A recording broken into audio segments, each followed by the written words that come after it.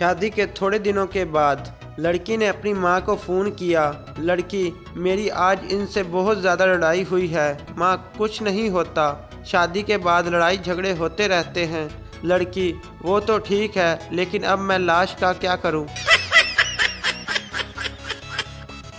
पप्पू ने दोस्त से कहा, मैं गली से निकला तो एक कुत्ता साथ साथ चलने लगा। मेरे हाथ में टिफ़िन था, दफ्तर जा रहा था। मैं समझ गया कि कुत्ता भूखा है। एक रोटी निकाल कर डाल दी। अगले दिन कुत्ते ने दूर से देखकर दुम हिलाई।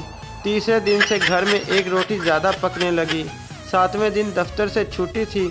मैं गली में से किसी काम से निकला तो कुत्ता मौजूद था। इसने देखा कि मेरे हाथ में टिफ़िन नहीं है। बाज़ार से वापस आया तो कुत्ता मेरे घर की दहलीज पर बैठा था।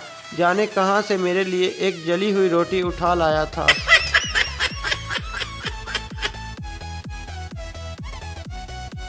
लड़का, मुझसे शादी कर लो। लड़की, क्यों? लड़का, मेरे अब्बा गांव के सबसे बड़े आदमी हैं। लड़की, मुझे मंजूर है। शादी हो गई। बाद में पता चला कि लड़के के अब्बा 105 साल के हैं। एक लड़की ने अपने दोस्त से पूछा, क्या तुम मेरे लिए चांद तारे तोड़ कर ला सकते हो? लड़का बोला, तू चंद तारियां दी गल करनी है, सानू कोई साग नहीं तोड़न देंदा। परसों बेगम ने कहा, सुने, 2000 रुपये दें, मैं वापस कर दूंगी। मैंने पर्स निकाला और 2000 देने लगा तो बोली, अच्छा चलो 1000 दे दें, 1000 बाद में ले लूँगी।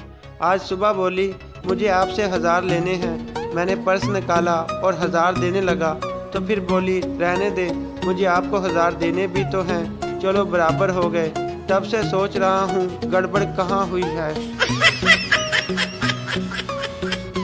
मज़ीद ऐसी फ़नी वीडियोस देखने के लिए हमारा चैनल सब्सक्राइब करें। शुक्रिया।